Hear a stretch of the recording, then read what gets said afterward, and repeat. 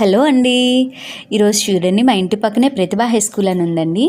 అక్కడ science fair అయింది. నేను కూడా వెళ్ళాను చూద్దామని. ఎంత క్లియర్గా నీట్గా ఒక్కొక్క ప్రాజెక్టు చేశారండి, మీరు నిజంగా నమ్మరు. చాలా అంటే చాలా బాగున్నాయి. మనకి ఎన్విరాన్మెంట్ కోసం కానీ, ఫార్మింగ్ కోసం కానీ, సైన్స్ కోసం కానీ, దేనికోసం గెలాక్సీ కోసం అన్నీ చాలా నీట్గా ఎక్స్ప్లెయిన్ చేశారు. వాళ్ళు ప్రాజెక్ట్ చిన్న పిల్లలే అయినా ఎంత బాగా చేశారంటే చూడండి, హౌస్ కానీ రాళ్ళు కానీ దీనికోసం అన్నీ చాలా నీట్గా ఎక్స్ప్లెయిన్ చేశారు.